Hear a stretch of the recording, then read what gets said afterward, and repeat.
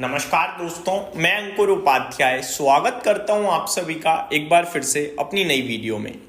दोस्तों, मार्केट में तो गिरावट हुई है फ्राइडे को, लेकिन मेटल कंपनियों ने पूरी तरीके से दम तोड़ दिया। अगर मैं इंडेक्स की बात करूं तो मेटल इंडेक्स 6.5% क्रैश हुआ है। ऐसा नहीं है कि मेटल इंडेक्स ऐसा कुछ करता नहीं है।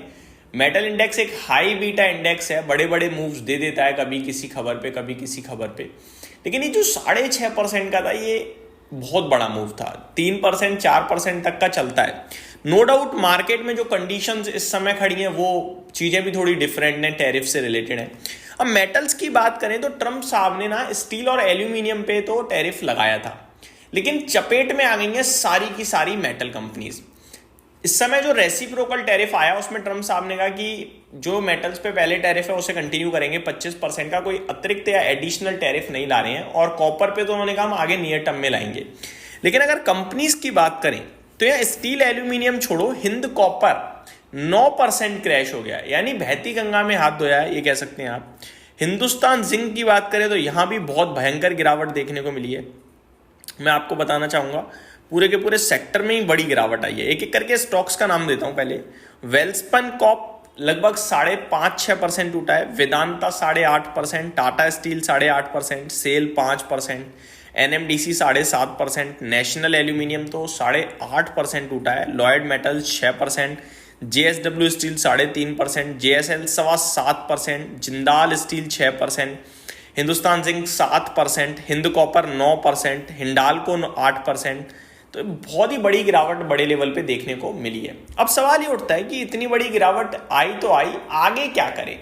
क्योंकि कुछ मेटल कंपनीज हैं जिन पे निवेशकों का भरोसा हमेशा से रहा है लंबी अवधि में, चाहे वो जेएसडब्ल्यू स्टील हो, वेदांता हो, टाटा स्टील हो, और कुछ कैटेगरी छोटे इन्वेस्टर्स की कैटेगरी बड़े लेवल पे ऐसी है जो सेल के शेयर में इन्वेस्टेड है।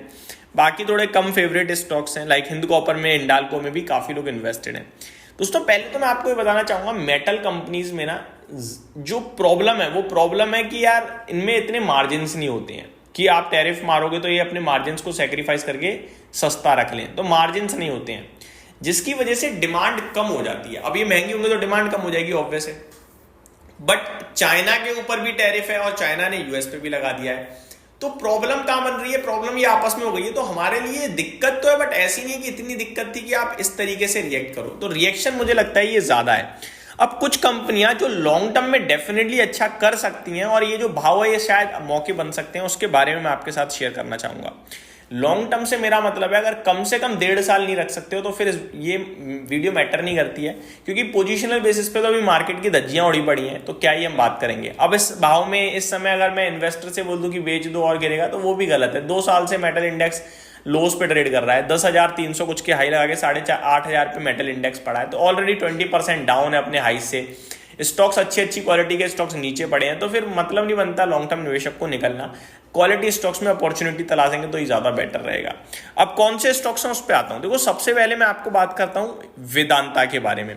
400 रुपए पे आ गया है, ऊपर में 550 तक के हाई दिखाए हैं। वेदांता की बात करें तो इसमें 380 370 के समथिंग एक सपोर्ट भी है, वो ब्रेक होगा तो पैनिक बन सकता है। बट जिस हिसाब से कल सेलिंग आई है और वॉल्यूम्स जनरेट हुए हैं, वो डराने का काम कर रहे हैं ऑटोमेटिकली। मल्टीपल सपोर्ट्स के पास है दोस्तों ये स्टॉक। इसमें अगर यही लेवल टूटा, यानी 380 375 का लेवल टूटा, यहां से एडिशनल में 5% की बात कर रहा हूं बस, तो फिर दिक्कत बड़ी हो सकती है। क्योंकि ये जो लेवल है ना दोस्तों, ये 2024 मई के बाद से मैं ज्यादा टूटते हुए देख नहीं पा रहा हूं। ये टूटा नहीं है 380 के आसपास का लेवल, तो ऑलमोस्ट 1 साल का बॉटम है, आप ये कह सकते हैं। इनफैक्ट 52 वीक लो तो खैर 297 का है, बट 380 काफी बेटर लेवल है। तो मेरे को लगता है इसके साथ आपको इस शेयर में बने रहना चाहिए। उसके नीचे थोड़ा एडिशनल अतिरिक्त वीक हो सकता है। लॉन्ग टर्म में मेरा मानना है स्टॉक अच्छा करेगा।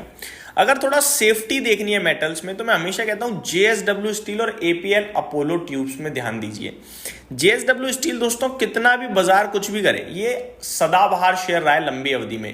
काफी लोग टाटा स्टील को लेकर पूछते हैं, मैंने हमेशा आपसे कहा कि भैया कभी भी, वैसे मेटल स्टॉक्स को मैं कवर नहीं करता क्योंकि ग्लोबल लेवल पे बहुत गिरे हुए होते हैं, मैंने लेकिन हमेशा देखा कि जेएसडब्ल्यू स्टील लॉन्ग टर्म में एक आउट परफॉर्मर है और टाटा स्टील वहीं कहीं घूमता रहता है। छोटा प्राइस जरूर दिखता है उसका, लेकिन वो घूमता वही है। बट JSW स्टील ने आउट परफॉर्म करा है बड़े लंबे समय से। अभी भी आप देखें तो ये अपने हाई से ज्यादा दूर थोड़ी है, 1074 का हाई है 1005 पे, तो अपने हाइस पे ही खड़ा है, तो इसने अभी भी आउट परफॉर्म ही करा है। बट इस भाव पे मैं नहीं कहूंगा क्योंकि गिरा ही नहीं है, तो शायद गिर सकता है, तो इसलिए वेट करें। वहीं APL अपोलो ट्यूब्स की बात करें तो ये स्टॉक 1300 रुपए करीब मुझे बहुत अच्छा लगता है, बहुत अच्छी कंपनी भी लगती है मुझे। 1500 रुपए पे अभी थोड़ा और करेक्ट हो जाए तो ज्यादा बेटर रहेगा, क्योंकि इसमें कल कोई खास गिरावट नहीं आई है, केवल 2-2.5% ही गिरा है। तो वेदांता हो गया आपका, हिंडाल्को पे ध्यान रख सकते हैं आप, ये एक अच्छी कंपनी है एल्यूमिनियम की। आपका JSW स्टील हो गया, APL अपोलो ट्यूब्स थोड़ा और गिरे तो यहाँ ध्यान दे सकते हैं, हिंद कॉपर पे भी ध्यान दे सकते हैं। बट क्या है वो वैल्यूएशन टर्म्स में थोड़ा सा दिक्कतदायक लगता था, वरना कंपनी तो अच्छी है। अभी भी 49 के PE पे है, मेरे को बहुत पसंद थी, 300 रुपये मैंने काफी शेयर भी किया है आप सभी के साथ, मुझे अच्छे से याद है। बट वैल्यूएशन को लेकर थोड़ी चिंता रहती थी, उस समय तो 80+ के PE पे था, अभी तो 49 पे आ गया है। तो ये स्टॉक भी एक अच्छा लगता है, बट वही है वैल्यूएशन की टेंशन रहती है इसमें थोड़ी सी। तो ये मेरी तरफ से अपडेट थी मेटल स्टॉक्स पे। उम्मीद करता हूँ ये डिटेल्स वीडियो पसंद आई होंगी। Thank you so much for watching this video, have a great day guys.